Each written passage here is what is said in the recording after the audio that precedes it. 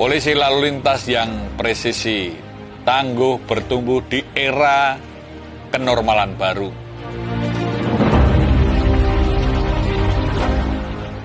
Polisi lalu lintas di era kenormalan baru memikirkan bagaimana untuk implementasi amanat undang-undang untuk terwujud dan terpeliharanya lalu lintas yang aman, selamat, tertib, dan lancar, meningkatnya kualitas keselamatan dan menurunnya tingkat fatalitas korban kecelakaan, terbangunnya budaya tertib berlalu lintas serta adanya pelayanan yang prima di bidang lalu lintas angkutan jalan, yaitu pelayanan keamanan, pelayanan keselamatan, pelayanan hukum, pelayanan administrasi, pelayanan informasi, dan pelayanan kemanusiaan yang prima, yang cepat, tepat, akurat, transparan, informatif, dan mudah diakses.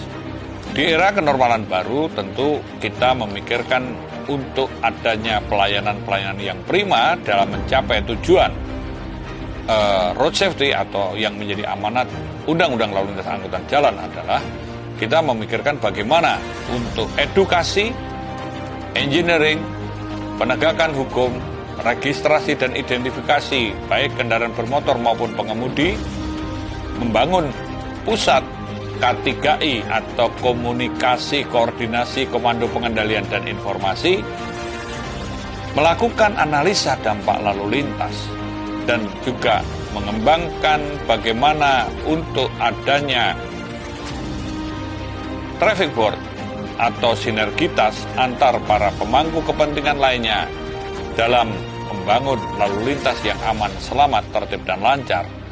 Serta kita memikirkan bagaimana untuk memodernisasi atas konteks yang berkaitan dengan penegakan hukum, serta adanya menjadi koordinator, pengawas, penyidik pegawai negeri sipil.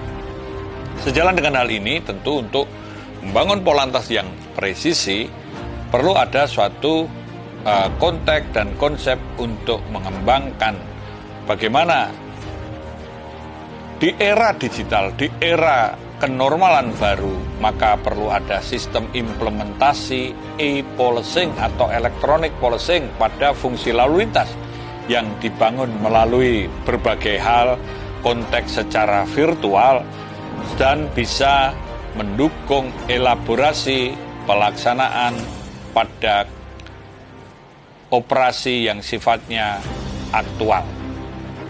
Disinilah e-policing pada fungsi lalu lintas yang sering dikatakan sebagai IT for road safety yang kita kembangkan melalui membangun back office, application, dan network yang berbasis artificial intelligence dan Internet of Things untuk adanya algoritma yang berupa infografis, info statistik, info virtual yang merupakan juga suatu prediksi, antisipasi, serta solusi yang bisa diakses real time, on time, dan anytime.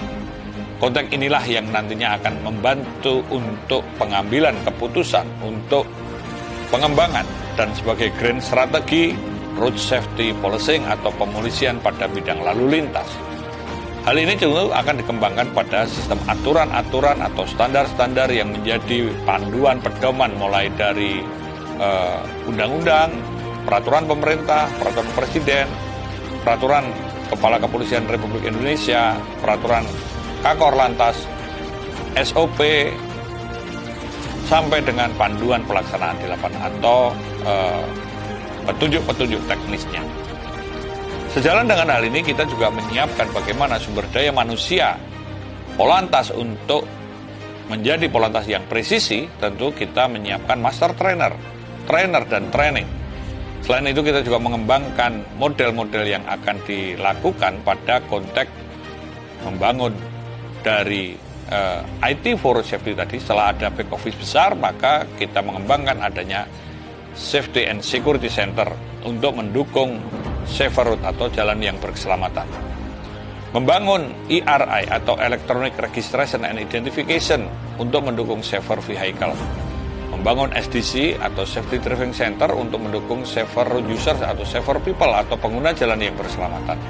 Dan juga Intelligent Traffic Analysis untuk membantu mendukung program post crash care atau pasca kecelakaan lalu lintas. Dan semua ini merupakan suatu bagian menuju pada big data system dan one gate service system, maka call and command center menjadi bagian penting untuk adanya sistem pelayanan yang cepat, dekat, dan bersahabat. Pada konteks seperti ini, tentu kita memikirkan bagaimana IT for road safety ini bisa berjalan, maka kita mengembangkan adanya smart management, literasi road safety coaching, dan kita juga membangun traffic accident analysis untuk mendukung proses penegakan hukum, serta TARC untuk atau Traffic Accident Research Center sebagai pendukung kajian-kajian secara ilmiah atas kejadian kecelakaan lalu lintas, serta kita mengembangkan pada road safety research and development untuk membangun suatu sistem penelitian dan pengembangan lalu lintas. Dan ini juga nantinya akan pada konteks expo ada seminar, fokus group discussion, dan juga pameran teknologi serta hasil-hasil kajian. Dan ini nanti akan dikembangkan pada konteks bagaimana membangun indeks road safety. Konteks tumbuh di era new normal, kita juga memikirkan bagaimana untuk peningkatan kualitas pelayanan kaitan dengan menghadapi situasi pandemi ini. Kita melakukan tindakan pengaturan, penjagaan, pengawalan, hingga penyekatan, patroli, dan kita juga melakukan emergency policing atau hal-hal yang sifatnya kegawat daruratan. Dan kita juga mengembangkan bagaimana untuk sistem-sistem ini semua saling terpadu, sehingga pada konteks aktual maupun virtual semua bisa dijalankan. Dan tentu kita akan berkaitan dengan bagaimana meningkatnya kualitas keselamatan, menurunnya tingkat fatalitas korban kecelakaan, terbangunnya budaya tertib.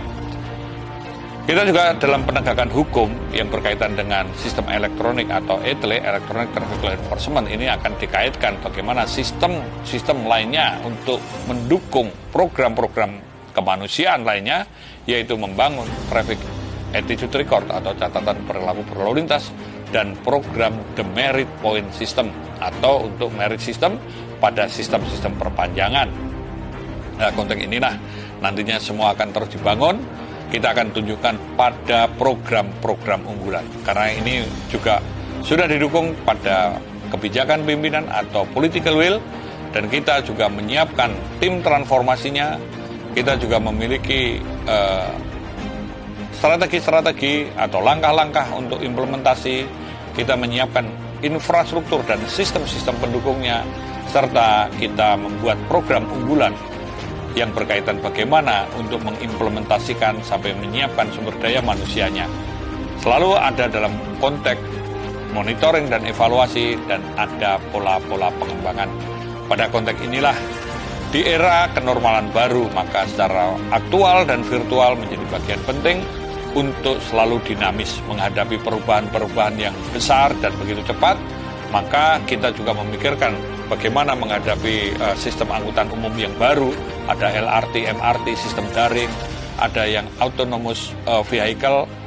Kita melihat tanpa awak untuk kendaraan-kendaraan bermotor, atau kaitannya dengan sistem drone dan lain sebagainya. Maka sistem pemetaan, sistem intelijen media, sistem intelijen road safety juga kita kembangkan. Sejalan dengan hal ini, tentu kita melihat lalu lintas pada konteks pendekatannya, yang tidak hanya sebatas pada pragmatis, tapi kita melihat secara filosofis bahwa lalu lintas ini merupakan urat nadi kehidupan, refleksi budaya bangsa, dan cermin tingkat modernitas. Selanjutnya, paradigma lalu lintas juga dilihat geopolitik dan geostrategis, karena ini akan menjadi bagian penting dalam menjaga kedaulatan bangsa, menjaga ketahanan, dan juga kemampuan daya tangkal, bahkan daya tahan bangsa.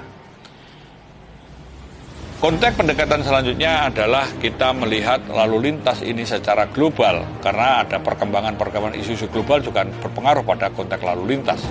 Tentu sistem-sistem transportasi ini akan menjadi bagian penting.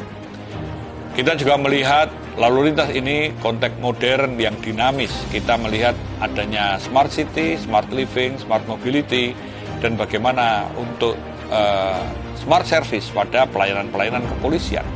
Dan kita juga membangun pada pendekatan yang berkaitan dengan sosiologis, karena melihat pada corak masyarakat Indonesia yang majemuk atau multikultural ini, kita juga bisa mengembangkan sesuai corak masyarakat dan kebudayaannya pada konteksnya, dan banyak kajian-kajian yang kita lakukan. Kita juga akan melihat pada pendekatan secara pelayanan publik, karena pelayanan publik ini menjadi bagian penting bagaimana pelayanan keamanan, pelayanan keselamatan, pelayanan hukum, pelayanan administrasi, pelayanan informasi, dan pelayanan kemanusiaan ini bisa terlaksana dengan prima. Dan kita juga akan melihat konteks ini tadi modern, dinamis, dan pelayanan ini prima, maka kaitannya dengan sistem online, sistem elektronik, atau sistem IT yang berbasis kepada artificial intelligence dan Internet of Things. Dan kita melihat juga secara yuridis, artinya hukum, peraturan, atau ketentuan yang dibangun adalah untuk membangun peradaban, untuk menyelesaikan konflik secara beradab, untuk mencegah agar jangan terjadi masalah lalu lintas yang lebih luas, entah itu kecelakaan, kemacetan, atau masalah-masalah lalu lintas lainnya.